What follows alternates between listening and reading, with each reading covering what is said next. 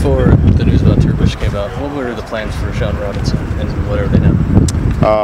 Well, Coach Hope is going to elaborate on it, but Shawn Robinson is going to be our number 3 quarterback. He'll be right there where Rob Henry was last year, get himself ready to be a third in case of emergency. We like to redshirt him, but whatever happens, happens. So he'll be prepared and ready when the time comes, if it comes. How did he look again? He's done very well, man. Strong arm, has a great demeanor about him, a very smart football sense, and he's going to be a big time. He's going to be a very good quarterback.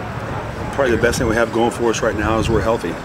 And we're out front. That's rare nowadays coming out of camp, but we're healthy and we'll take a big stride the last 2 days and leave some balance from where we were a week ago. Some of the guys haven't played much with Mondex and Peter's Dry and Trevor Foy's came a long way, so we're happy where we are right now. From what you've seen, how has Nick Mondex come along?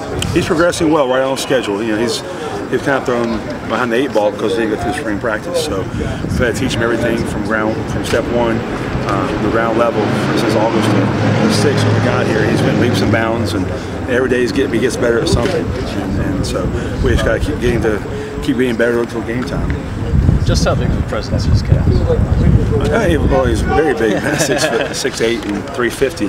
But probably the biggest thing he has going for him is right now is he's got experience, and that goes a long way. He's started 20-some games, and want to get some of the best in the country, and, especially in the Big Ten. And he's held his own. And he's came a long way, just from a technical standpoint. When he first got here, he was just big, and he can run now. He knows his assignments. He's gotten better technically. So. How are things looking at the center position? Good. We actually have some competition at center, and that's a good thing. Peter's Dry is slated number 1, but Austin Moret is right behind him, and Andrew Brewer is right there. And we're splitting reps with the 2s with Moret and Brewer, and with Peter's slated as number 1. But I wouldn't have a problem putting either 3 of them in right now. Who stood out most over camp, would you say? Well, of course you have guys with experience, and that always stands out. When you have Dennis Kelly and Kenny Blue in there, probably the biggest surprise would be Peter's Dry. That's a guy who's never played center before. We told him 2 weeks before camp that he was going to play center, and it was a pleasant surprise. And that's always good when you get a surprise at center.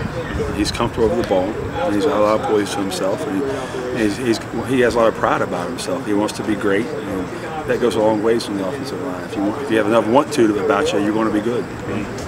Your number 2 guy? Oh yes, we had an idea that this might happen.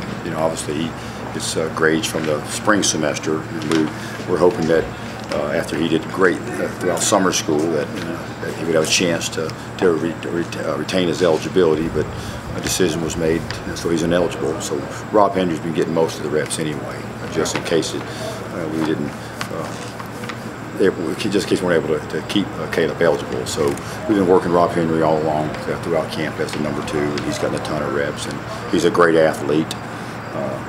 Throwing the ball much better, knows what to do, competes, he's been into it, so he's ready to be a number 2.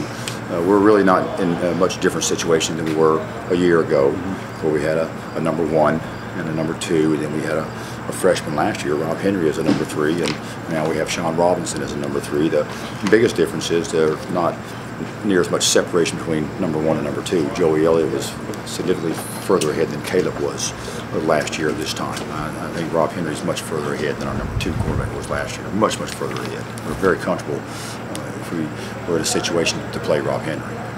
How has Caleb been handling this, and more important, how do you want him to handle it? Well, it is what it is, and he's came out here, and we still got him some reps because we were hopeful that maybe there might be some chance that he'd be eligible. So we still got him some reps, and he's done very well with the reps that he's gotten. But we've talked about it on a regular basis, and he's moved on. He knows what he has to do. He's got to do good in school, and he has to keep his head into the game, and he'll be ready to compete again next year.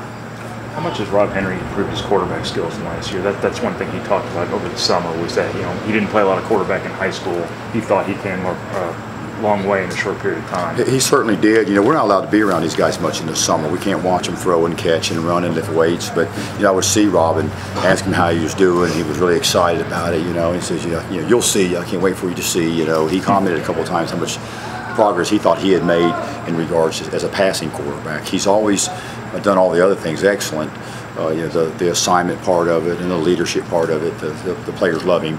They always have. He was a special guy coming as a freshman as far as a leader goes.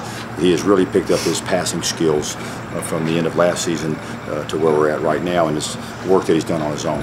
Very, very pleased with it. Sure. How was practice today? Went good. Absolutely. Went good. They came out, and the first we went in shells. The first part of it was really, really good. We got a little tired towards the end. We worked really hard.